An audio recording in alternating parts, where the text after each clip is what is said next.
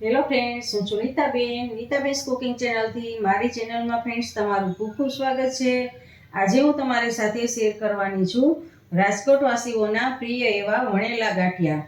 Friends, આ ગાંઠિયા બહારથી crispy અને ખાવામાં એકદમ પોચા રૂ જેવા, અને સાથે તમને લચકાદાર બટેટાની ચિપ્સ કેમ બનાવવી તે બધું જ બતાવીશ. તો ફ્રેન્ડ્સ, મારો આ વિડીયો સ્કીપ કર્યા વગર પૂરેપૂરો જોજો. ફ્રેન્ડ્સ, રેસીપી બનાવતા પહેલાં તમને આ રેસીપી ગમે તો લાઈક અને શેર કરજો, અને હજી સુધી તમે સબસ્ક્રાઈબ ના કર્યું હોય તો સબસ્ક્રાઈબ કરજો, અને બાજુમાં રહેલ બેલ આઇકન પ્રેસ કરજો, જેથી મારી નવી નવી રેસીપીના નોટિફિકેશન તમને મળતા રહે. તો ફ્રેન્ડ્સ, ચાલો બનાવીએ. જુઓ ફ્રેન્ડ્સ, આ ચણાનો લોટ છે, બેસન લોટ છે. 250 ગ્રામ લોટ લીધો છે, અને આ કપના માપથી મેં 2.5 કપ લોટ લીધો છે, એટલે આ 250 ગ્રામ આપણો લોટ છે. તો હવે એ લોટને આપણે ચાળવાનો છે. તો ફ્રેન્ડ્સ, આમાં આપણે હવાલાની મદદથી કે ચાણાની મદદથી કે ગમે એ રીતે તમારે ચાળી લેવાનો છે, જેથી કચરો હોય એ બધો જ નીકળી જાય. અને આમાં હવાલામાં આવી રીતે આમ થાય, જેથી એમાં હવાના કણ પણ ભરાઈ જાય. એટલે ફ્રેન્ડ્સ, આવી રીતે આને ચાળી લેવાનો છે બધા જ ચણાના લોટને.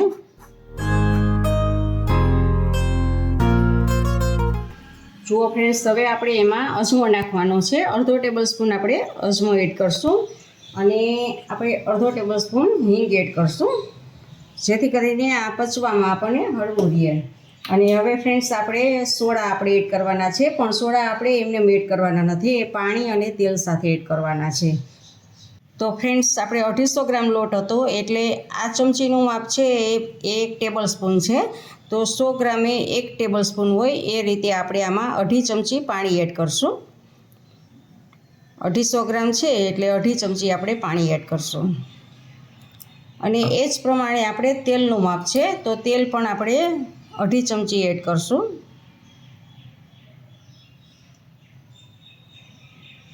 જુઓ ફ્રેન્ડ્સ, આવી રીતે માપ કરીને જ તમારે કરવાનું છે, તો જ તમારા ગાંઠિયા સરસ થશે. અને હવે આપણે એમાં સોડા નાખવાનો છે. તો સોડા ફ્રેન્ડ્સ તમને માર્કેટમાં મળે જ છે, ગાંઠિયાનો સોડા આવે છે. ગાંઠિયાના સોડાથી ખૂબ જ સરસ આપણા ગાંઠિયાનું રિઝલ્ટ આવે છે. અને જો ગાંઠિયાનો સોડા તમને ના મળે તો પાપડ ખારું હોય છે કે કુકિંગ સોડા હોય છે, એ પણ તમે નાખી શકો છો. તો આપણે 250 ગ્રામ લોટ છે, તો 1/2 ચમચી આપણે આ રેગ્યુલર ચમચી છે એ 1/2 ચમચી આપણે સોડા એડ કરવાના છે. અને આ તેલ, પાણી અને સોડા બંને બધું જ આપણે 3 મિક્સ કરી લેવાનું છે સારું એવું.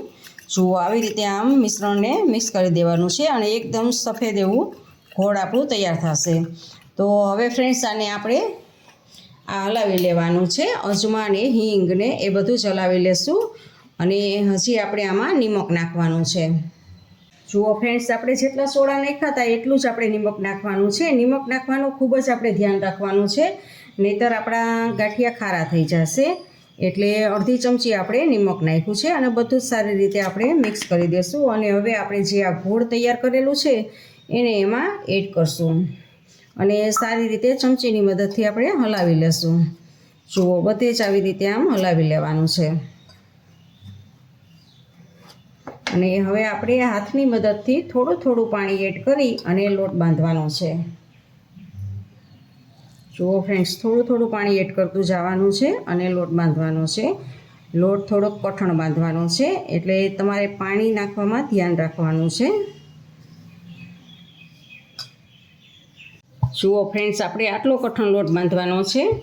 અને હવે આને સારી રીતે બધી બાજુથી આપણે ચમચીની મદદથી લઈ લેવાનું છે. જુઓ, આવી રીતે આમ બધું જ ઉખેડી લેવાનું છે.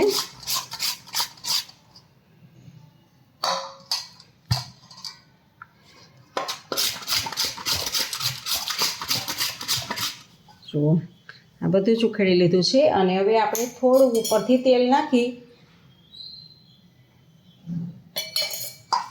આમ ફરતી બાજુ તેલ લગાવી અને હવે આને આપણે રેસ્ટ કરવા રાખી દઈશું. જુઓ, આપણે તેલ લગાવી દીધું છે.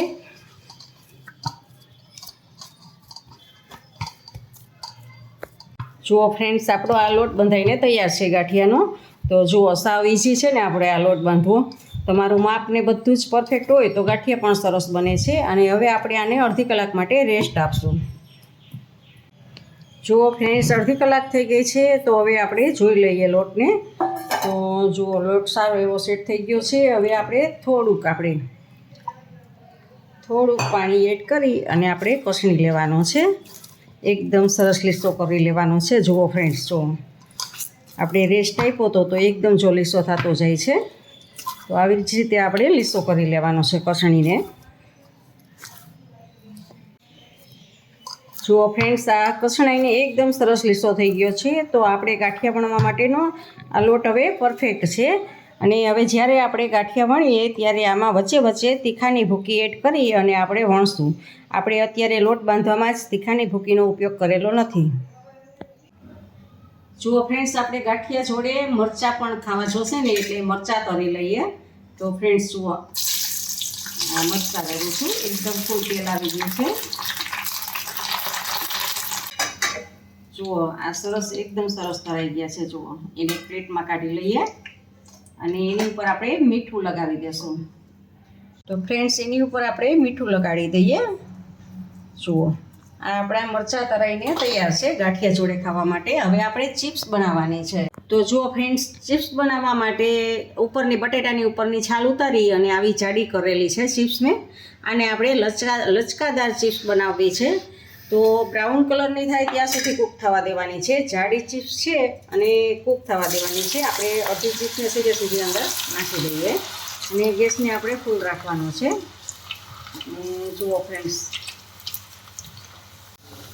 જુઓ ફ્રેન્ડ્સ, આપણો આ ચિપ્સ કૂક થાય છે અને આપણો ગેસ ફૂલ જ છે.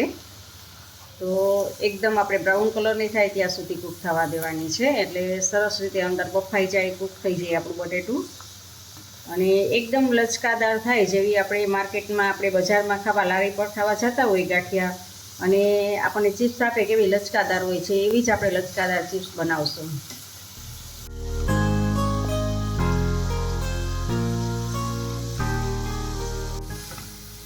તો જુઓ ફ્રેન્ડ્સ, આપણી આ બ્રાઉન કલરની થઈ ગઈ છે. તો આપણી અહીં બટેટું કૂક થઈ ગયું છે. આપણી ચિપ્સ છે એ કૂક થઈ ગઈ છે અને આપણે કાઢી લઈએ.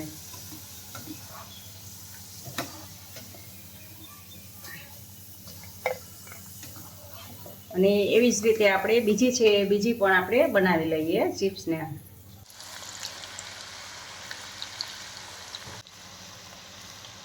જુઓ ફ્રેન્ડ્સ, આપણી ચિપ્સ થઈ ગઈ છે. તો આપણે ગેસને હવે ઓફ કરી દઈએ અને આ બધી ચિપ્સને આપણે કાઢી લઈએ. જુઓ ફ્રેન્ડ્સ, આપણી આ ચિપ્સ બની ગઈ છે. તો હવે આપણે એને મસાલાવાળી ચિપ્સ બનાવશું.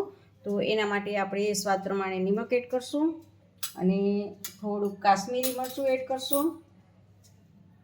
જો એ તમારે જેટલી તીખાશ પ્રમાણે ખાવું હોય એ પ્રમાણે તમારા સ્વાદ પ્રમાણે તમારે મરચાંને એડ કરવાનું છે. અને એક મોટી ચમચી દળેલી ખાંડ એડ કરશું અને થોડુંક આપણે લીંબુ એડ કરશું. જુઓ, લીંબુ એડ કરશું. આ લીંબુ ને ખાંડ એડ કરશું એટલે જ આપણી લચકાદાર થશે. જો તમે ખાલી મીઠું ને ચટણી નાખશો તો લચકાદાર નહીં થાય.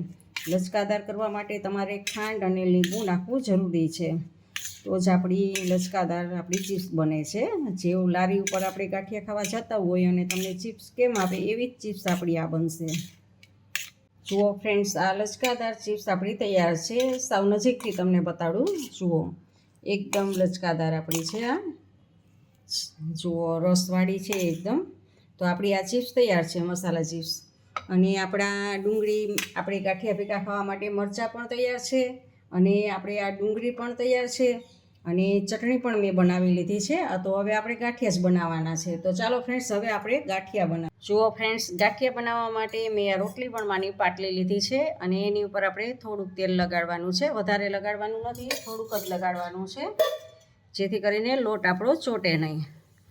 જુઓ, આમ સારી રીતે કરી દેવાનું છે. અને હવે લોટમાંથી પણ આપણે થોડોક લોટ લેવાનો છે.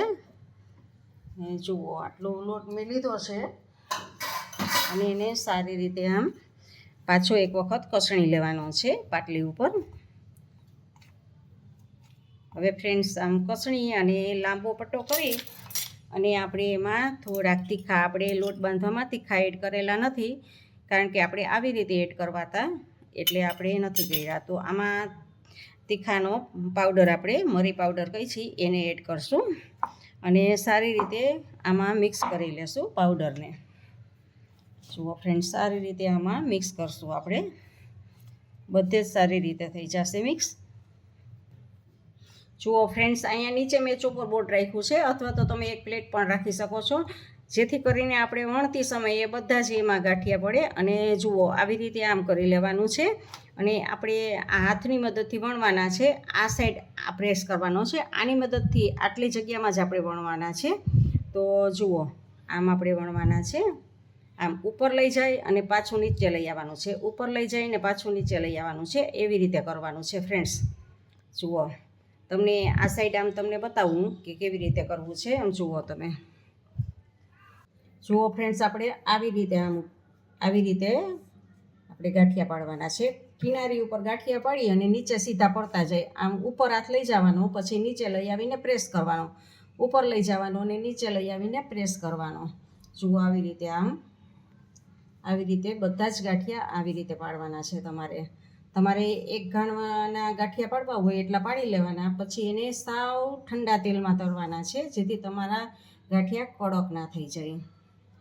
જુઓ, આ તમે આવી રીતે આમ કરશો ને એટલે તમારા ગાંઠિયામાં એક જાતનો વડ પડશે. ઉપર લઈ જઈ અને નીચે, એટલે આ જો આ વરિયું પડે છે, આવી રીતે વરિયા પડે.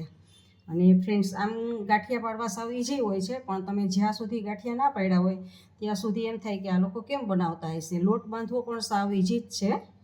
જુઓ, આ ઘરે તમે બનાવો તો એકદમ તમારા ચોખ્ખા તેલમાં બને, અને તમારે જેટલા જ ખાવા હોય એટલા તમે બનાવી શકો, ગરમ ગરમ ખાઈ શકો બધા જ. તો ફ્રેન્ડ્સ, જો આવી રીતે મારો વિડીયો જોઈ અને તમે પણ ગાંઠિયા બનાવજો. જુઓ ફ્રેન્ડ્સ, આ ગાંઠિયા મેં વણી લીધા છે. 2 ઘાણવાના. જુઓ, ગાંઠિયા વણીને તમને બતાવી દો, ઓલા તરીને બતાવી દો. જુઓ, આ બધા એકમાં જુઓ વળિયા પડેલા છે. એટલે તમે મેં કીધું એવી રીતે તમે ગાંઠિયા વણશો આવી રીતે, તો તમારા અચૂક વળિયા પડવાના જ છે, અને તમારા લારી જેવા, બજાર જેવા જ ગાંઠિયા બનશે. એકદમ પોચા, બહારથી ક્રિસ્પી અને અંદરથી રૂ જેવા પોચા, એકદમ સોફ્ટ એવા ગાંઠિયા બનશે. જુઓ ફ્રેન્ડ્સ, આપણે ગાંઠિયાને તળવા માટે મૂકીએ. એકદમ ઠંડા તેલમાં જ આપણે તળવાના છે. જુઓ, ધીમે ધીમે કરીને ઉપર આવશે, કૂક થશે એટલે. તો ગેસને સાવ સ્લો જ રાખવાનો છે આપણે. અને જુઓ, કૂક થવા લાગ્યા છે હવે આપણા ગાંઠિયા. જુઓ ફ્રેન્ડ્સ, આપણા ગાંઠિયા એકદમ કૂક થવા લાગ્યા છે. જો વચ્ચેથી આ ફાટતા પણ જાય છે. જુઓ, આ ક્રેક થઈને વચ્ચે, એટલે આપણો ગાંઠિયો પોલો જ થયો હોય છે. જુઓ, આ ક્રેક થાય છે, આ ક્રેક થયું છે, એટલે ક્રેક થાય. જુઓ, એટલે આપણો ગાંઠિયો પોલો જ હોય છે. તો આને એકદમ સ્લો ગેસ ઉપર જ આપણે તળવાના છે. જુઓ ફ્રેન્ડ્સ, આ આપણા ગાંઠિયા બને છે, એકદમ પોલા બનશે. જુઓ ફ્રેન્ડ્સ, આ આપણા ગાંઠિયા બનીને તૈયાર છે, કૂક થઈને.